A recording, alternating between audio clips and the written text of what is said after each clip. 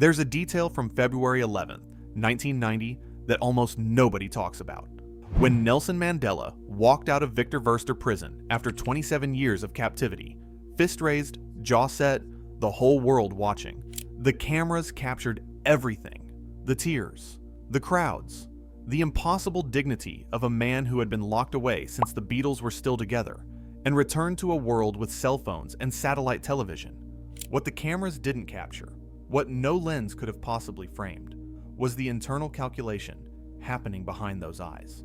Because Mandela wasn't just walking out toward freedom, he was walking out toward a marriage.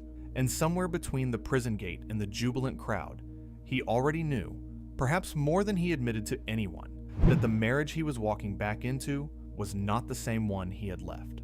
We celebrate the political Mandela endlessly, rightly so, but the private Mandela, the husband, the man who wrote love, letters from a limestone quarry, and received news of betrayal long before he could act on it. That story has been sanitized, carefully edited, passed over in the rush to preserve the legend. This is an attempt to tell the full story, not to diminish him. But because the full story, with all its grief and complication, is actually more extraordinary than the cleaned-up version. This is the story of Nelson and Winnie Mandela, and the wound that even 27 years of suffering could not have prepared him for. To understand the magnitude of what Mandela lost with Winnie, you have to understand who Nelson Mandela was before either of them entered each other's lives. By the mid-1940s, Mandela was a man building two things simultaneously: a legal career and a revolution. He'd been born in 1918 in Mvezo, a village so small and remote it barely appears on modern maps, to a family connected to the Thembu royal lineage. That origin gave him a sense of duty that was almost architectural. It wasn't ambition for its own sake. It was obligation dressed as ambition. He made it to the University of Fort Hare, then to Witwatersrand, where he rubbed shoulders with young white and Indian intellectuals who were radicalizing around the same injustices he'd felt his entire life. By the time he was practicing law in Johannesburg with Oliver Tambo, he was already a gravitational figure, someone who pulled people into his orbit simply by being present. In 1944, at 26, he married Evelyn Ntoko Mace. She was 22, a trained nurse from the Eastern Cape, quietly devout, steady in a way that Mandela at that age probably needed. Together, they had 4 children, 2 sons and 2 daughters, though tragically, one daughter died in infancy. But Evelyn and Nelson were, in a fundamental sense, heading in opposite directions. She wanted a home. He wanted a movement. She grew increasingly drawn toward Jehovah's Witness faith, which placed her at philosophical odds with the ANC's doctrine of mass resistance and political confrontation. He was staying out late at political meetings. The distance between them wasn't dramatic. There was no single catastrophic rupture. It was more like 2 people slowly walking different roads until one day they looked up and could no longer see each other. They divorced in 1958. It was handled without public spectacle, which was very much the Mandela way. Personal pain absorbed privately. Public composure maintained at all costs. He was 40 years old. And then he met Winnie. Winnie Mandela was, by any reasonable account, extraordinary. She was born in 1936 in Bizana, in the rural Eastern Cape, a region of South Africa that produced an unusual number of freedom fighters, perhaps because the injustice there was written into every acre of land that had been taken. Her father was a teacher. She grew up understanding that education was both the ladder out and the weapon against oppression. By the late 1950s, she had moved to Johannesburg, trained as a social worker, and become the first black social worker at Baragwanath Hospital. She was 21, politically conscious, strikingly beautiful, and entirely unintimidated by the dangerous circles she was moving in. The first encounter between Winnie and Nelson is generally placed at 1957, at a bus stop or a political gathering, depending on which account you read. What all versions agree on is the immediate intensity. Mandela later wrote that he was transfixed. Here was a young woman who possessed not just beauty, but ferocity, the kind of person who didn't simply react to injustice, but leaned into it. Their courtship was unlike anything either of them had experienced before.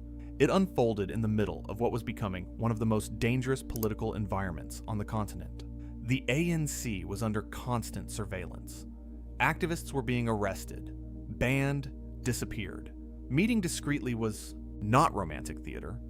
It was operational necessity. And yet within that pressure cooker, something deeply personal grew. Mandela's letters from this period, many of which survived and were later published, are remarkable documents. He didn't write like a movement leader writing to a comrade. He wrote like a man in love. He described her laugh. He described missing her presence in a room. He described the specific way her mind worked, with admiration that went beyond ideology. What made their connection unusual for its era was the mutuality of it. This was not a political hero and his admiring partner. Winnie had her own intellectual convictions, her own courage, her own rapidly forming identity as a public figure. Nelson saw in her an equal, not a subordinate. That was rare. That was, in 1957 South Africa, almost radical in itself. They married in June 1958, a traditional Xhosa ceremony in Bizana, blended with Christian elements, surrounded by family, comrades, and friends who understood they were witnessing something that was simultaneously a wedding and a statement.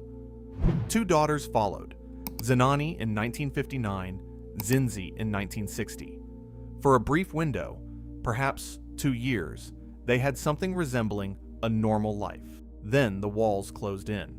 On August 5th, 1962, Nelson Mandela was arrested on a rural road in KwaZulu-Natal, disguised as a chauffeur, having operated underground for over a year.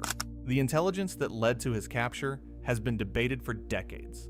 Some historians point to CYA involvement, others to informants within the movement itself. What is not debated is what happened next. After the Rivonia trial of 1963 to 1964, where Mandela and several ANC leaders were charged with sabotage and conspiracy, Nelson Mandela was sentenced to life imprisonment and taken to Robben Island, a wind-scoured rock off the Cape Town coast that the apartheid government had turned into a maximum security penal colony. He would spend 18 of his 27 years there. He broke rocks in a limestone quarry, the dust from which is believed to have permanently damaged his eyesight. He slept in a 7 by 8 foot cell. For the first 13 years, he was permitted one 30-minute visit from family every 6 months. A single half hour to look at his wife and daughters through a thick pane of glass. Think about that. One 30-minute visit every 6 months. Not even allowed to touch. Now, think about what Winnie was left to navigate on the outside. Within months of Mandela's sentencing, the apartheid government moved against her systematically. She was banned, a legal mechanism that prohibited her from attending gatherings, being quoted by the press, or leaving designated areas. She was fired from her social work position. She was placed under house arrest. She was subjected to raids at any hour, her home turned upside down, her children traumatized. Between 1969 and 1970, she was held in solitary confinement for 17 months, 500 days in a cell, interrogated repeatedly, subjected to sleep deprivation, denied adequate food. She later described the experience as an attempt to break her completely. They did not succeed, but something shifted. It would be dishonest to say otherwise. The woman who endured those 500 days in a cell, and then the years of banning and harassment and political warfare that followed, was not the same 22-year-old who had married Nelson Mandela in a churchyard in Bizana. She had been forged by pressure into something harder, more complex, more combustible, simultaneously more powerful and more dangerous. She became, in the 1970s and 1980s, one of the most recognizable figures in the anti-apartheid struggle. She traveled when she was permitted. She spoke when she could.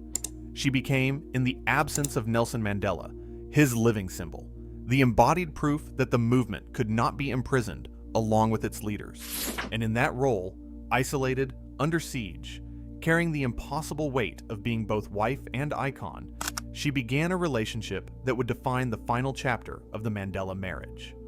She became, in the 1970s and 1980s, one of the most recognizable figures in the anti-apartheid struggle. She traveled when she was permitted. She spoke when she could. She became, in the absence of Nelson Mandela, his living symbol, the embodied proof that the movement could not be imprisoned along with its leaders. And in that role, isolated, under siege, carrying the impossible weight of being both wife and icon, she began a relationship that would define the final chapter of the Mandela marriage. Dali Mpofu was a lawyer. He was significantly younger than Winnie. Some accounts place the age difference at roughly 2 decades, and he was deeply embedded in the liberation movement. He was articulate, passionate, and entirely within the world Winnie moved in. Their relationship reportedly began in the early to mid-1980s. The exact timeline remains contested, as most of the evidence comes from sources with various competing interests. What is less contested is that by the late 1980s, the relationship had become intimate, and that letters exchanged between Winnie and Mpofu existed, letters that were explicit in their emotional content. Those letters became the mechanism of exposure. When fragments of the correspondence were eventually leaked, the precise route of the leak is unclear, with some accounts blaming political rivals, others pointing to sources within the ANC intelligence apparatus. They detonated across the South African political landscape. Winnie Mandela, the symbol, the matriarch, the woman who had endured everything the regime could throw at her, was having an affair. The complexity here cannot be overstated. Winnie had been separated from her husband for over 2 decades. She had been imprisoned, harassed, isolated, and systematically targeted by the state. The emotional loneliness of her position was not a condition she had chosen. It had been imposed on her by a brutal regime, and, indirectly, by the demands of a freedom struggle that consumed everything, including private life. Understanding all of that does not require excusing the affair, but failing to hold that context alongside the facts produces a distorted picture. Winnie Mandela was not a woman who wandered into infidelity out of boredom or selfishness. She was a woman who had been alone in the most profound sense for years, and who, under circumstances of extraordinary psychological pressure, found connection with someone who was present in ways her husband could not be. Nelson Mandela received word of the relationship while still imprisoned. The accounts of exactly how he learned vary. Some say ANC colleagues informed him, others that he received communications through the prison mail system, which was monitored and manipulated by the apartheid government as a matter of course. The government had every incentive to ensure Mandela knew. Destabilizing the Mandela marriage would have been an intelligence coup. Whatever the mechanism, Mandela knew before he walked out of Victor Verster prison in February 1990. And he walked out anyway. Fist raised, jaw set, Winnie beside him. That detail, perhaps more than anything else in this story, reveals the extraordinary discipline of the man. Whatever he felt, and he later acknowledged in private, that the confirmation of the affair had hurt him deeply, he subordinated it. The moment belonged to South Africa, not to his marriage. Here's something worth pausing on. We have a tendency to hold the people we've elevated to icon status to a standard of consistency that we don't apply to anyone else. We expect Mandela to have been perfectly forgiving because he famously forgave the apartheid government. We expect Winnie to have remained perfectly faithful because she was the symbol of resistance. But that's not how human beings work, not even extraordinary ones. Mandela's inability to fully forgive Winnie wasn't a failure of his character. It was evidence of it. It means he was a real person, not a monument. The same emotional architecture that allowed him to feel love deeply also allowed him to feel betrayal deeply. You don't get one without the other. And Winnie's choices during those years, the affair, and separately, some of the more troubling political decisions she made in the late 1980s that we'll address shortly, don't cancel out what she endured or what she contributed. They complicate her, which is another way of saying they make her human too. The tragedy of the Mandela marriage is not that it ended. It's that it was ground down by forces so large: apartheid, imprisonment, political warfare, isolation, that even two genuinely remarkable people couldn't survive intact under their weight. That's the real story. And it's important not to lose it in the rush to assign blame. The affair with Mpofu was not the only fracture between Nelson and Winnie. By the late 1980s, Winnie had become associated with a group of young men who formed what was called the Mandela United Football Club, ostensibly a youth soccer team. In reality, something that functioned more like a personal security force operating outside any formal movement structure. In 1989, the club was implicated in the abduction and assault of several young men from a Soweto Methodist church hostel. One of them, 14-year-old James Stompy Sepe, was later found dead. The circumstances were horrific. The political fallout was severe. Senior ANC figures, including Albertina Sisulu and Murphy Morobe, publicly called for the club to be disbanded, and for Winnie to step back from the public role she had assumed. When Nelson Mandela was released in 1990, he was walking into this, not just the affair, but a separate, more politically damaging crisis that had attached itself to his wife's name. In his autobiography and subsequent interviews, Mandela spoke carefully about this period. He acknowledged the gravity of the allegations. He did not publicly condemn Winnie in the immediate aftermath of his release, partly out of loyalty, partly because he understood that the apartheid government had worked hard to discredit her, and he was reluctant to deliver them that gift.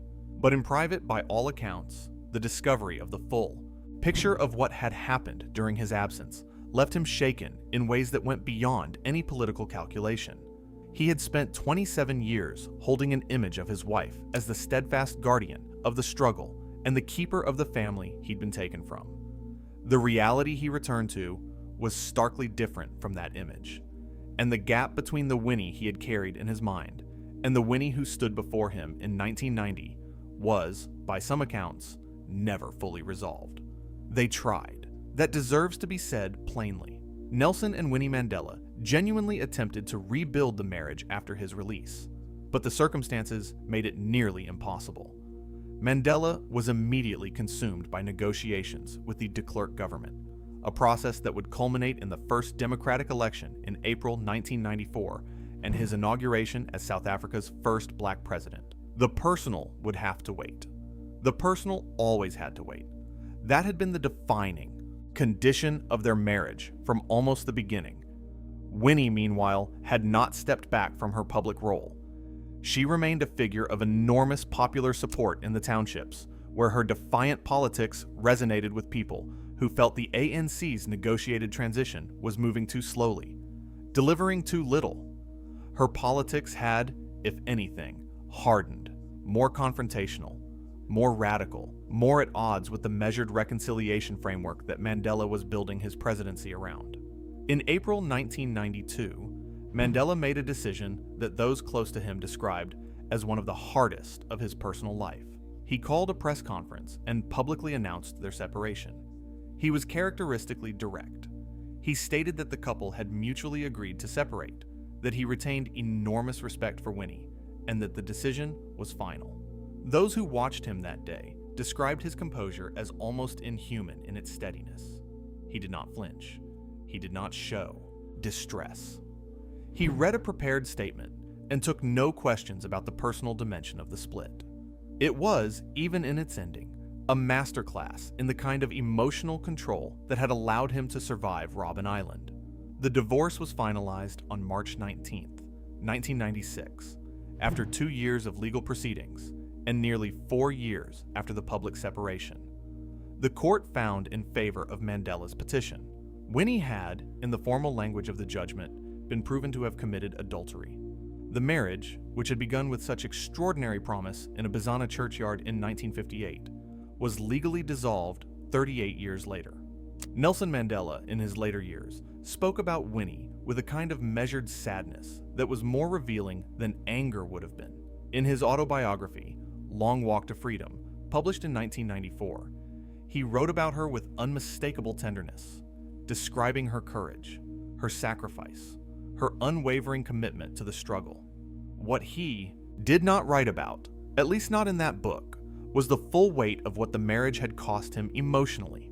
That came through in other ways, in interviews, in the careful pauses, in the things he declined to say.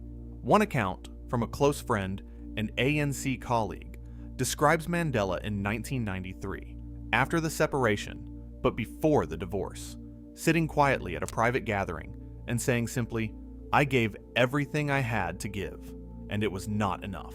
Whether the "it" referred to his capacity for forgiveness, or his years of imprisonment, or the marriage itself, was never clarified. The friend said he did not ask.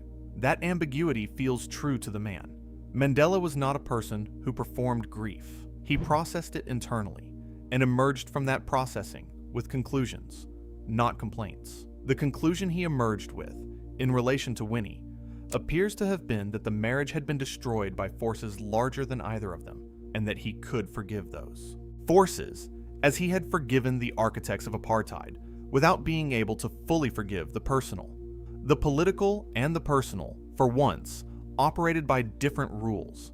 He never, in any public forum, said, "I forgive Winnie Mandela."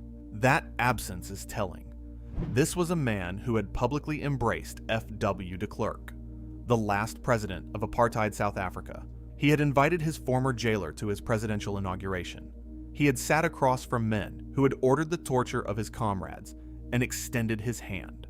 The breadth of his political forgiveness was, genuinely, one of the most astonishing things any leader of the 20th century produced. And yet, the personal wound remained. There is, at least, a chapter of the story that resolves into something resembling peace. Graça Machel entered Mandela's life in the mid-1990s. She was the widow of Samora Machel, the first president of Mozambique, who had died in a plane crash in 1986 under circumstances that remain disputed. She was a former Minister of Education in Mozambique, a globally recognized advocate for children's rights, and a woman whose personal history of political loss and public service gave her an understanding of Mandela's world that few people could claim. They married on July 18, 1998, Mandela's 80th birthday. The choice of date was not accidental. It was an act of deliberate joy in a life that had been defined, for so long, by deliberate sacrifice. By all accounts, including his own, the marriage to Graça was something qualitatively different from what had come before. Not necessarily more passionate, not necessarily more politically significant, but quieter, deeper, more settled. The emotional turbulence of the Winnie years, the longing across prison walls, the letters, the betrayal, the public humiliation of the 1992 press conference, none of that architecture existed in his relationship with Graça. There was simply companionship. And after the life he had lived, companionship was perhaps the most radical thing he could have chosen. Graça remained with him until his death on December 5th, 2013. She was beside him at the end. Winnie Madikizela Mandela died on April 2nd, 2018, 5 years after Nelson. She was 81. South Africa mourned her as it had mourned him, with enormous complexity, grief and admiration and unresolved questions all occupying the same space simultaneously. The Mandela marriage will continue to be debated. New documents surface, new accounts are published, and each one adds texture to a story that resists the clean endings we tend to prefer.